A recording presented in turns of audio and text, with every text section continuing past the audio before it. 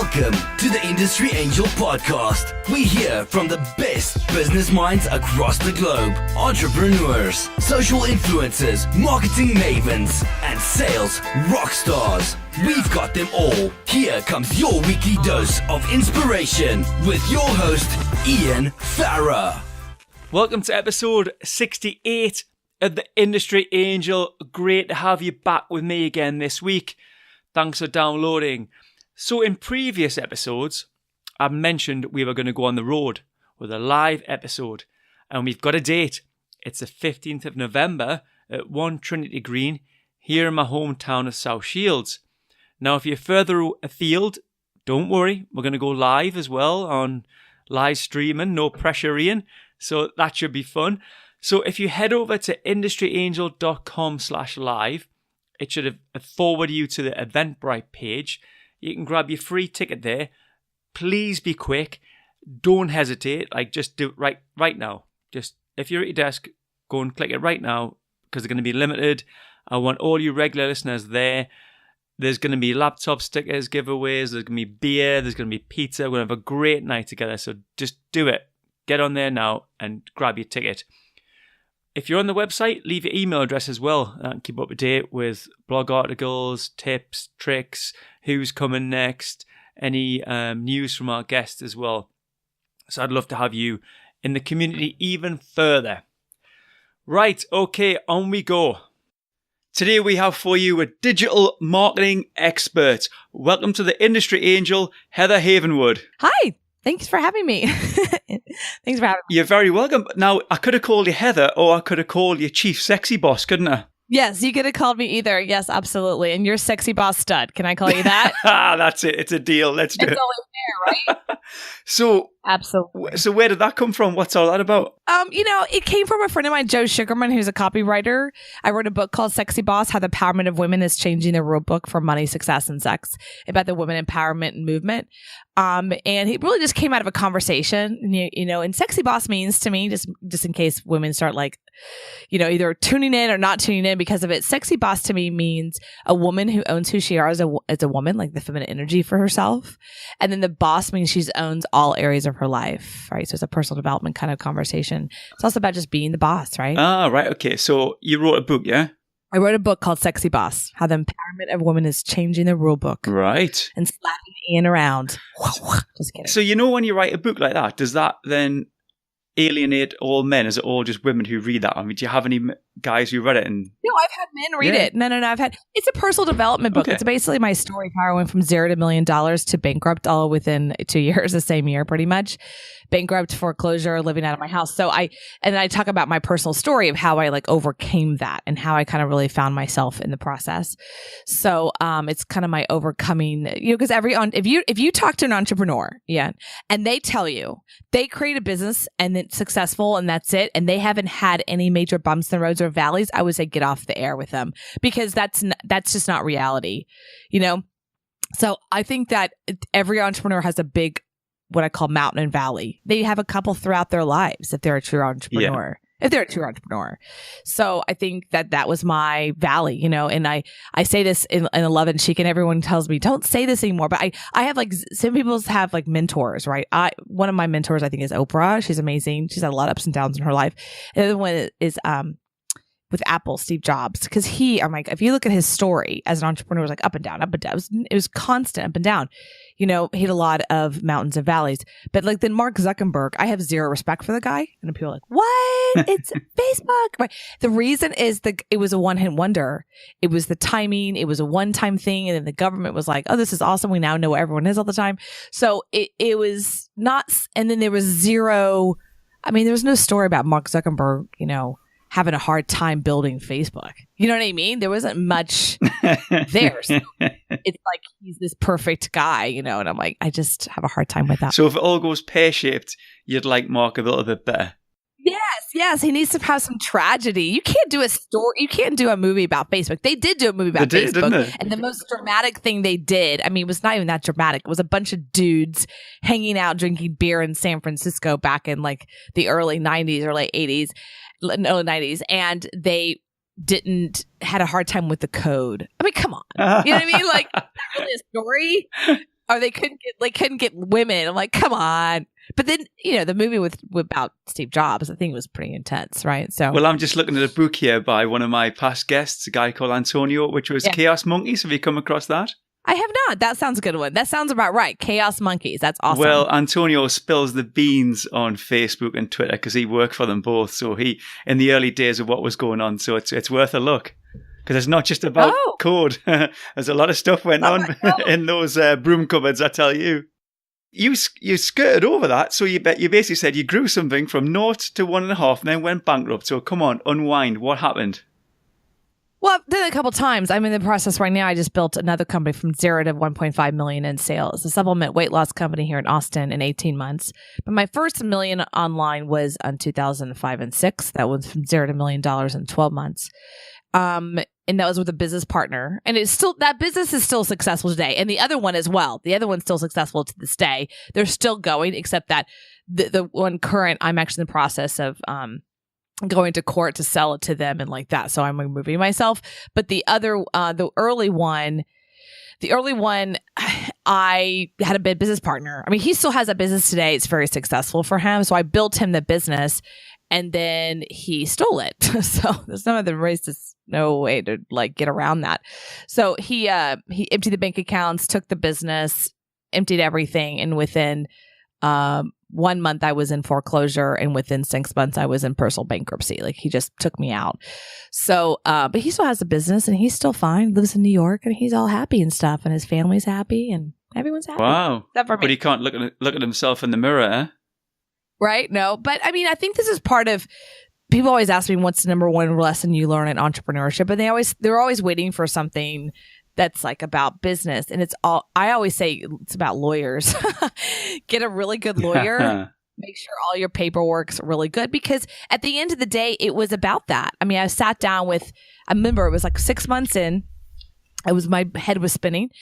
I reached out to a mentor of mine. This guy was a multimillionaire. He owned this big company. I called a secretary, right? I got it. That's what they called it. Secretary. I got 30 minutes with him at a Starbucks. They're like, well, he's going to go down to Starbucks at this time. You can meet him and he'll give you 30 minutes. So I'm sitting there, broke. I had worked with him. I'd worked for him as a peon, basically, in his company years before. So I'm sitting there face to face with this guy who I used to work for. He used to be my boss's boss, big guy. And I'm I told him everything I did, because it was kind of emulating the business he had. Okay. It was kind of look, Dad, look what I did. And he goes, wow, this is impressive. You did this. He's like, I go, what did I do wrong? He looks at me and goes, oh, it's just one thing. It's called lawyers and contracts. And now you know. And I was just like, that's it. He's like, yeah, because you just didn't protect yourself. And the other thing was, my business partner was a lawyer.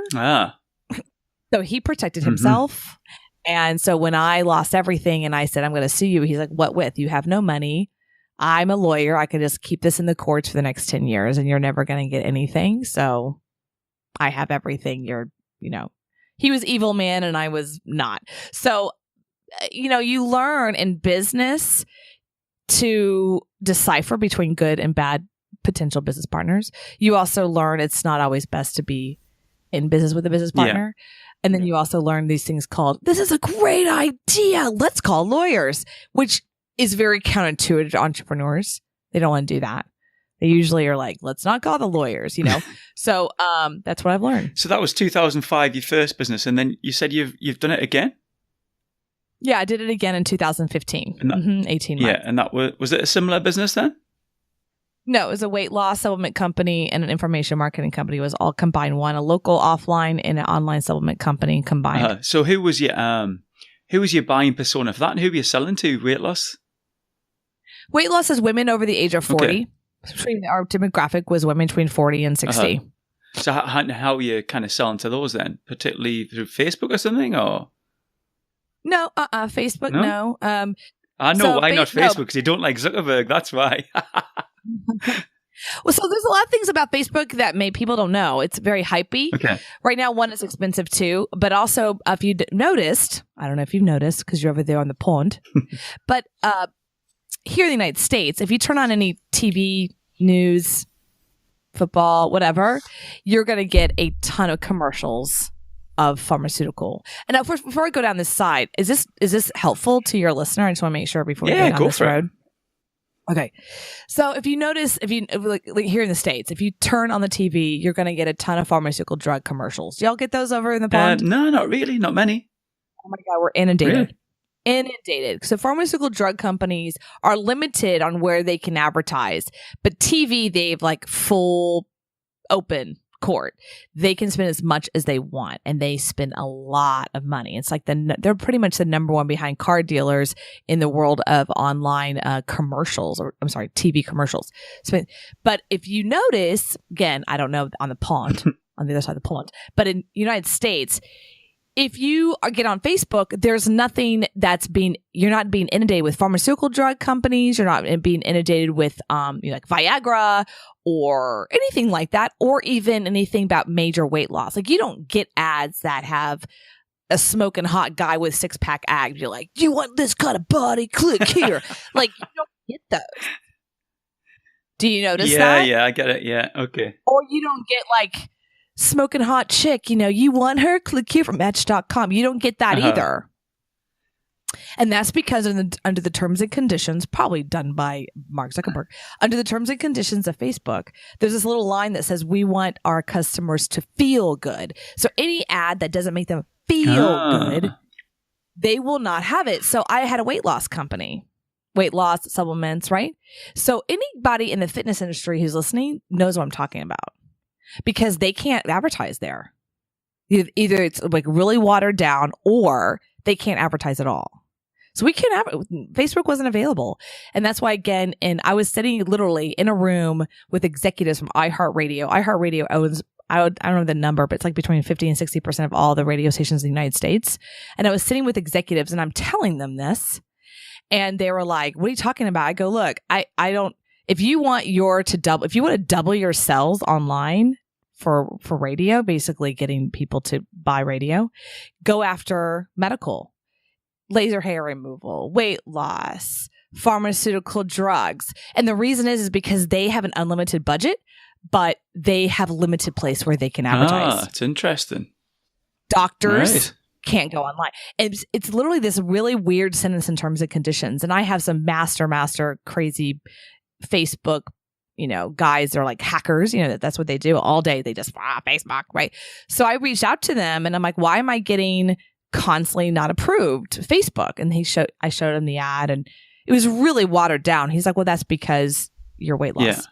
And I go, what if I do this? He's like, it's just not going to work. You're going to get banned. It might work for a week, Heather, and you're going to get banned. You're going to constantly be chasing that. So just don't go there.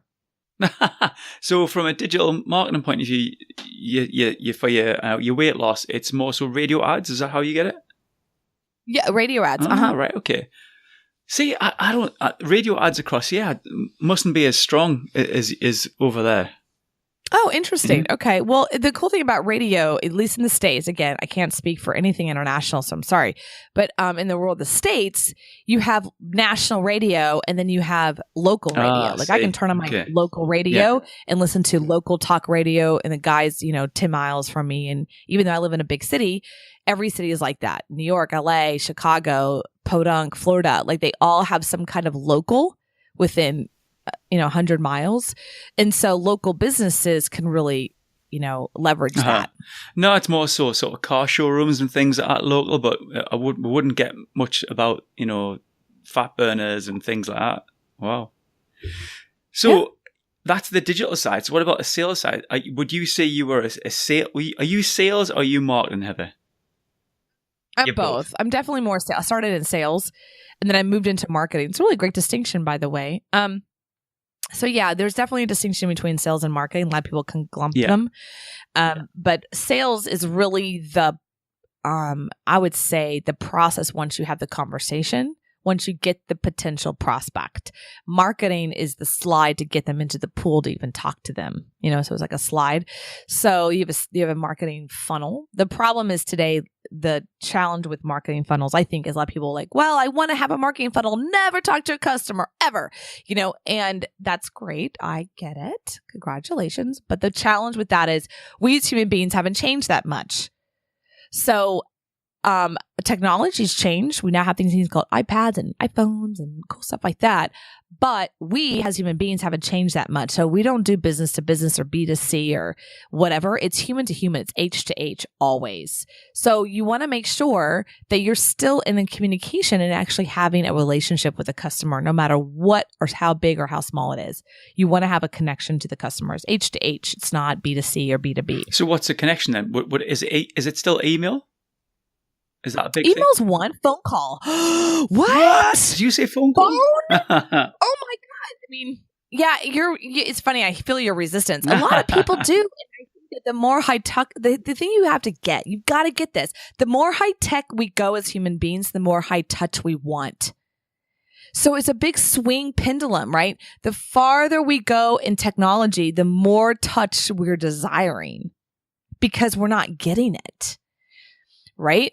So we as human beings, we want to have, it's rare that I buy something and I get a phone call that says, thank you so much for buying. And we want to make sure that everything's okay. And we get, I get a connection or I'll get like a survey sent to me, but is it rare that I have a phone call follow up? Yeah.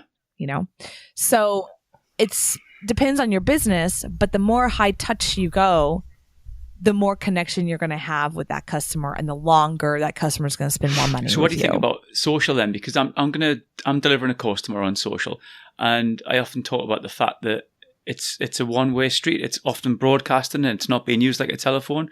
And I read the other day, 87% of Facebook messages to brands are ignored. They're not being picked up because they're not listening. Yeah, so you mean in the messenger side of Facebook? Even tweets. I've tweeted brands before and just got zero reply. I tweeted a very big electrical manufacturer, but actually it was a tablet I was getting fixed. 3 weeks later, they asked me if I still had the problem. By that time it had been sent back, repaired, and I was using it to read their tweet. It's just they're not listening.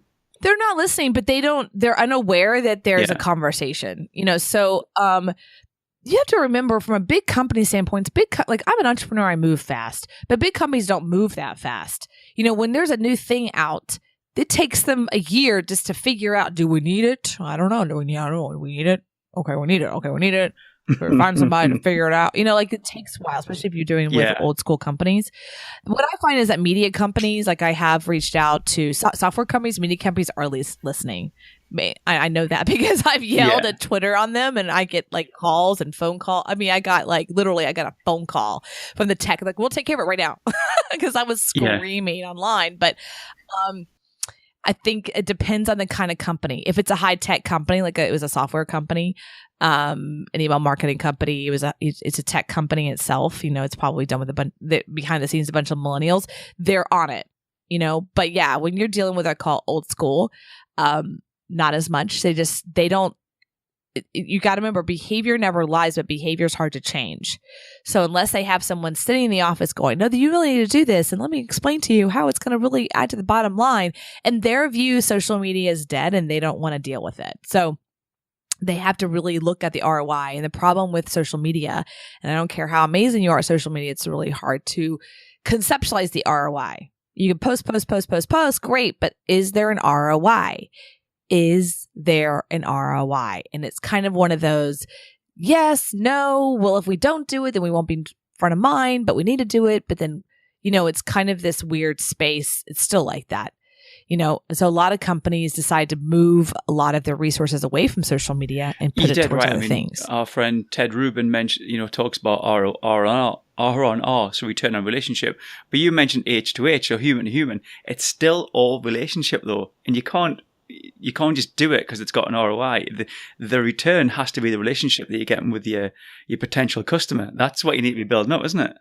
The messenger business side is new. That's one thing that I'm working on right now is chatbots. And chatbots right now are only really connected to business pages. So business pages, fan pages, anything that's a page, so that could be community pages. So I have my chatbot. It's coming out like today or tomorrow, which I'm super excited about. So my chatbot is, and what does that mean? People are like, what's a chatbot? Chatbot is it's an animated object. So because I think we are still HTH, we want to have a connection. We can still have a connection to an animated object. So just think of like Disney World, Mickey Mouse. We have a relationship with him. That movie with Tom Hanks, he literally has an entire relationship with a Wilson volleyball, right? So we have relationships with pictures. I mean, we as human beings we try to connect, even if it's an animated object. So that's what chatbots are doing. Chatbots are kind of creating this kind of a new reality of being able to give the business a voice. So there's a chatbot company I know out of Seattle. They're a beer company. They're a small brewery, and they're really trying to build their base. And so they've created this really fun looking character dude. He's like, hello. And he just kind of has this fun character, and he talks to him like, hello, I'm here. And he has this beer in his hair, and he looks kind of cool, and people are like, oh, that's so good. So it's like now they're connecting the brand of beer with this like cool character, and they will start having a relationship with the character. So that's the new thing with chatbots. So we're not talking about a human at the other end when you can click chat to somebody and they're going to start chatting with you, but like Amazon Connect, when you have the chat thing. This is a bot who kind of understands questions that you're going to ask them. They might have like a frequently asked questions database behind them, and they're going to give you the best answer. Yes. So my friend Peter Lewinsky, I'm going to give him credit. He calls it RET, which is basically like a relationship engineering technology, where it's like, how do you build a relationship with a customer in a way you'll be remembered, desired, and want to have a continued conversation with. So he's developed this, right? I'm working with him, and so this is giving him all credit, and I'm just bringing it into my business. And what we're doing is saying, hey, instead of going to heatherhavenwood.com and fill out the form to get my free book, I mean, that's fine. Been doing that for a long time. Hope you do it. Instead, it's going to be more about, go to my Facebook page, Heather Havenwood, and enter the word hi in Messenger, and all of a sudden my chatbot's going to like start talking to you. And it's going to say, hey, Ian, how are you? What's your email? Oh, awesome. That's thanks. It's going to have more of a conversation with you versus just give me your name and email. Here's and are you always going to do that through Facebook or another platform? Currently, right now, I mean, Facebook just opened their API in January. So it's a flood right now. It's really kind of this huge windfall.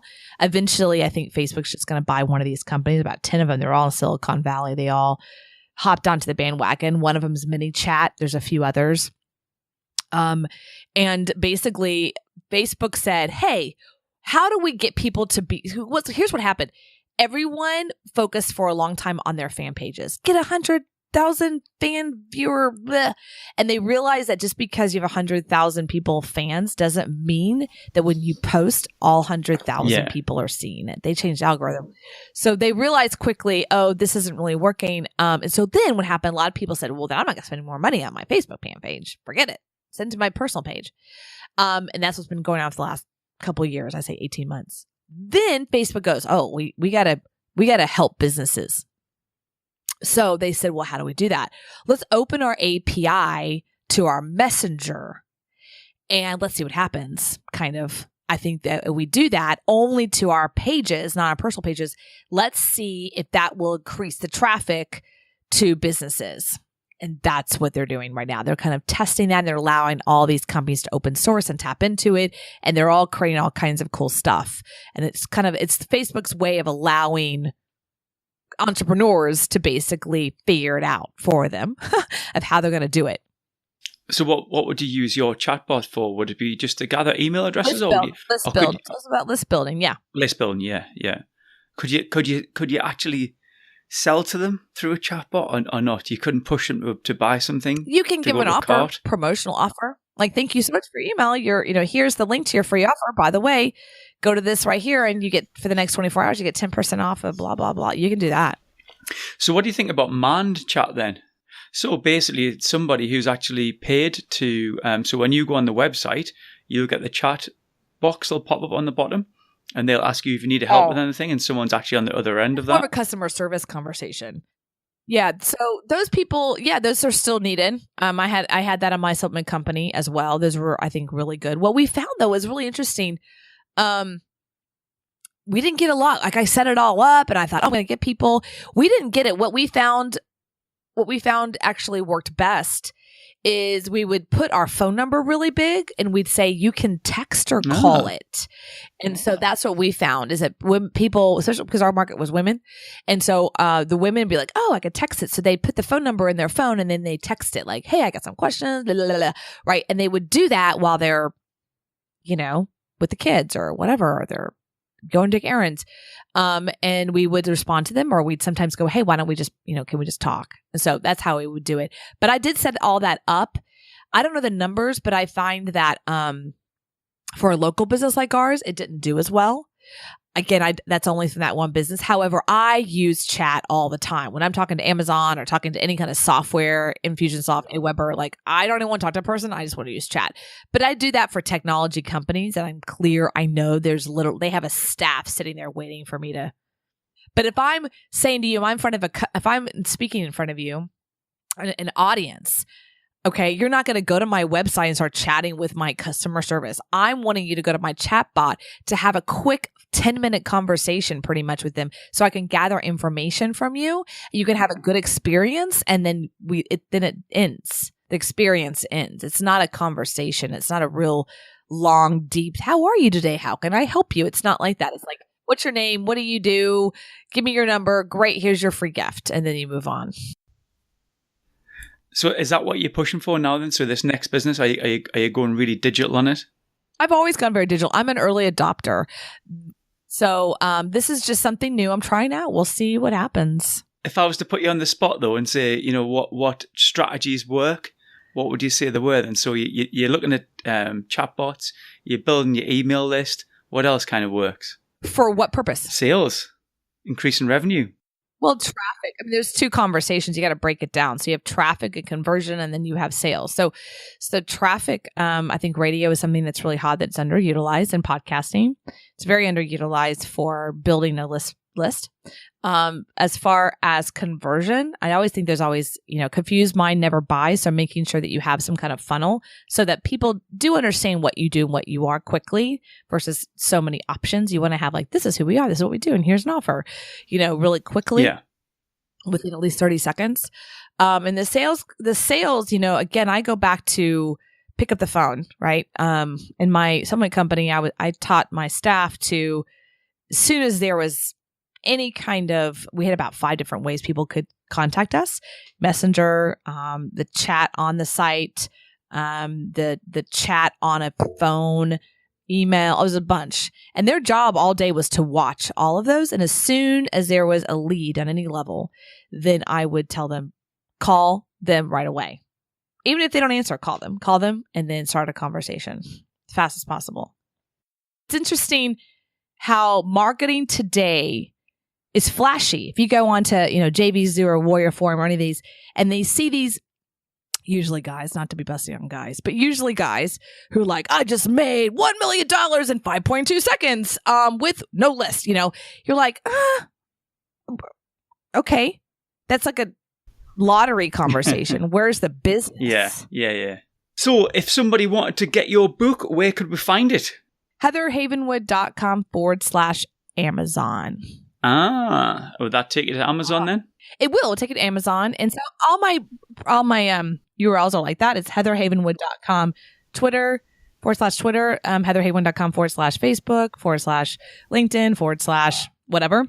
So yes, you can check me out there, or you can check me out at heatherhavenwood.com. If I interest you, if I sparked you, if I kind of made you someone like, well, she knows her stuff, but she's kind of feisty, and you want me to work with you, because I do take on coaching clients right now, you're welcome to go check me out, heatherhavenwood.com. In the upper right-hand corner says work with Heather. And all that does is just put you on my schedule and gets you on the phone with me. Because again, I'm all about the relationship.